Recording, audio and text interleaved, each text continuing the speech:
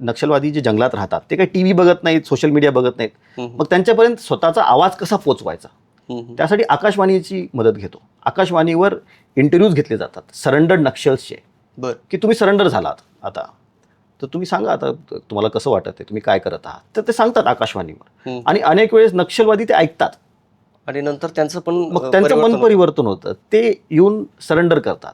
गोंडी भाषेमधून आपण त्यांना आकाशवाणीवरून सांगतो, कारण तिथे मराठी किंवा हिंदीमध्ये जास्त बोललं जातं. गोंडी शिकलात?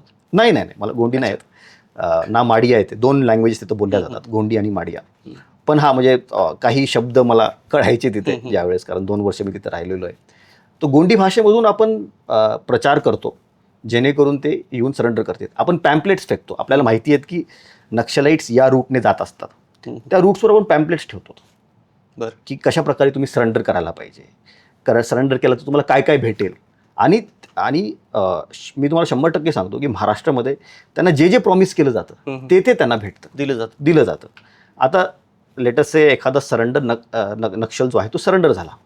सरेंडर झाल्यानंतर सर्वात मोठा प्रश्न त्या सरेंडरला पडतो की आता करायचं काय.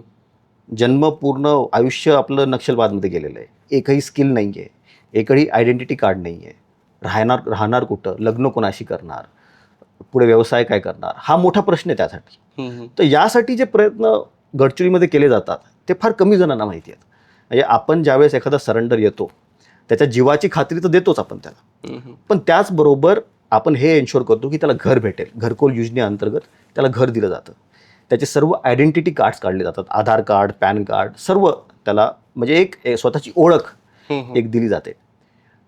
ही जी घरकुलची जी पूर्ण एक तिथं एक हे आहे, एक सोसायटी आहे जिथं सर्व सरेंडर नक्षल राहतात, ती पोलीस सोसायटीच्या बाजूलाच आहे, जेणेकरून त्यांना सेफ वाटेल.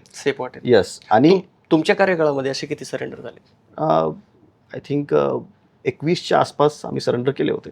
त्यांना सरेंडर केल्यानंतर घर दिल्यानंतर त्यांचं लग्न पण लावून देतो पोलिसांनी लग्न लावून दिले. म्हणजे गडचिरोलीमध्ये आम्ही एका वेळेस त्यावेळेस आय थिंक एक 50 कपल्सचं आम्ही लग्न लावून दिलं होतं. सर्व नक्षलाईट, फॉर्मर नक्षलाईट, सरेंडर्ड नक्षलाईट, त्यांचं लग्न लावलं. त्यांच्या वरातीमध्ये नाचण्यासाठी पोलिसच होते. त्यांचं लग्न लावलं. त्यांचं अनफॉर्च्युनेटली नक्षलवादी काय करतात, ज्यावेळेस एखादा यंग मुलगा तिथे त्यांच्यामध्ये भरती होतो त्याची नसबंदी केली जाते. नसबंदी? यस. का? सो दॅट तो फॅमिली लाईफ चालू शकणार नाही. कारण एकदा तो जर का त्यानं लग्न केलं, त्याला मुलं बाळ झाले, तर मग तो या चळवळीमध्ये पार्टिसिपेट नाही करू शकत. त्याची रिव्हर्स वॅस्कोटॉमी करण्याची पण जबाबदारी पोलीस घेतात. त्यांची रिव्हर्स वॅस्कोटॉमी केली आणि त्यानंतर मग त्यांना मूलबाळ पण झालेलं आहे. म्हणजे ही सर्व त्याला जीवाच्या खात्रीपासून तो कशा प्रकारे पूर्ण समाजामध्ये सुरळीतपणे वागू शकेल, जगू शकेल, आत्मसन्मानाने जगू शकेल, याची पूर्ण खात्री गडचिरोली पोलीस आणि पूर्ण प्रशासन तिथं करतं. सोशल मीडियाच्या भाऊ गर्दीत विश्वासार्हतेने चकाकणारे नाव म्हणजे लेट्सअप मराठी. सगळ्या नागरिकांना ती स्पीच, ती लेट्सअप वरील मुलाखती म्हणजे विचारांचा खजिना.